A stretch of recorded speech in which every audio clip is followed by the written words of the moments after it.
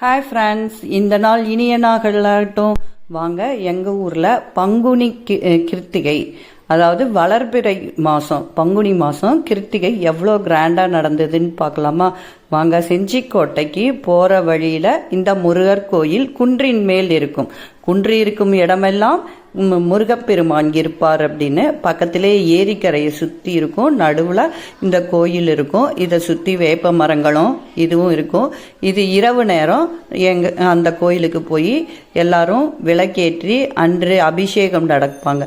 பாருங்க, 6 விளக்குகள் ஏற்றி பெண்கள் விளக்குகளை கொண்டு அருமையாக விளக்கேற்றுவாங்க. 6 விளக்குகள் முருகனுக்கு சண்முக பவ அப்படின்னு சொல்றதுனால 6 விளக்குகள் ஏற்றுறாங்க. அதை சுற்றி வெத்தலை விளக்குகள் ஏற்றுறாங்க. அகல் விளக்குகள், எலுமிச்சம்பழ விளக்குகள், நிறைய விளக்குகள் ஏற்றுறாங்க. இந்த விளக்குகள் ஏற்ற வீட்டிற்கு ஒளி எழுப்பும், நல்ல மனம் உற்சாகம் இருக்கும் என்று எப்போது கோயிலுக்கு போனாலும் 2 விளக்காவது வாங்கி நெய் தீபம் ஏற்றுவது அவ்வளவு நல்லது அப்படின்னு சொல்கிறாங்க.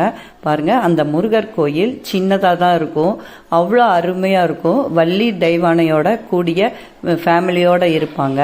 அந்த கோயிலில் காலையில் அபிஷேகம் நடக்கும், ஈவினிங்கும் அபிஷேகம் நடக்கும். அபிஷேகம் நடந்தவுடனே கற்பூர ஆரத்தி கொடுப்பாங்க. ஏகப்பட்ட ஜனங்க இருப்பாங்க சுற்றியும். எல்லாம் முருகா முருகா அப்படின்னு, வெற்றிவேல் முருகனுக்கு அப்படின்னு சொல்லி விண்ணை எழுப்பும் சத்தத்தையோட இருக்கும். இங்கே அந்த சஷ்டி, வளர்பிறை சஷ்டிக்கு அவ்வளோ கூட்டம் இருக்கும். ஒவ்வொருத்தவங்க ஒவ்வொன்றும் இது பண்ணுவாங்க. சில பேர் அபிஷேகத்துக்கு கொடுப்பாங்க. சில பேர் இது பாருங்க, கொடிமரத்தை சுற்றி ஃபர்ஸ்ட் கொடிமரத்துக்கு சுற்றி பூஜை போட்டுட்டு தான் அப்புறம் முருகர்கிட்டயே வருவாங்க. சில பேருங்க அபிஷேகத்துக்கு கொடுப்பாங்க. சில பேருக்கு அன்னதானம் பண்ணுவாங்க. தன்னால் சக்திக்கு மிஞ்சி ஏதாவது வேண்டுதல் பண்ணியிருக்காங்களோ அப்படின்னு சொல்லி உப்பெல்லாம் கூட போடுவாங்க. உப்பு போட்டால் தன் நோய்கள் உப்பு கரையிற மாதிரி கரைஞ்சிடும் அப்படின்னு சொல்லுவாங்க. இது கற்பூர ஆரத்தி எடுத்துட்டு எல்லாத்துக்கும் கொடுக்குறாங்க. பாருங்க, மணி ஒளி ஓசையுடன் எழுப்புகிறது. அவ்வளவு அருமையாக தெய்வ சக்தியோட கேட்க கேட்க இனிமையாக இருக்கும். நிறைய பேர் கந்த சஷ்டி கவசம் பாடுவாங்க. கந்தகுரு கவசம் எல்லாருமே கூட்டு பிரார்த்தனையாக பண்ணி அப்புறம்தான் தீபாராதனை நடத்தும். மிக அருமையாக இருக்கும்.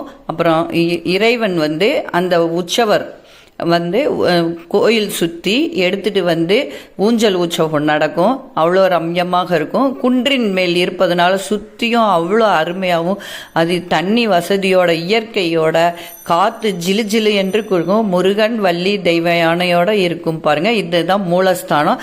மூலஸ்தானம் கூட எடுக்க துவாரபாலர்கள் இவங்க 2 பேருமே. இது சுப்பிரமணிய சுவாமி ஆலயம்ங்கிறாங்க.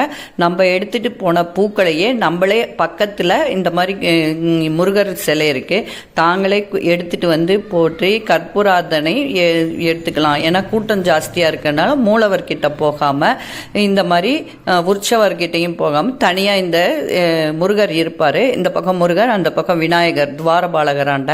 பாருங்க, அவ்வளோ அருமையா இருக்கு. நம்ம கொண்டு எது வேணாலும் ஏற்றிக்கலாம். பூக்கள் கொடுக்கலாம், மலர்கள் கொடுக்கலாம், கற்பூரம் ஏற்றலாம். எல்லாமே கொடுத்து இறைவன் இதுன்னு கிரீடத்தோட, ராஜ கிரீடத்தோட அருமையா தெய்வ யானை, வள்ளி தெய்வ யானையுடன் சகீதமாக இருந்து ஊஞ்சல் ஆடிக்கொண்டு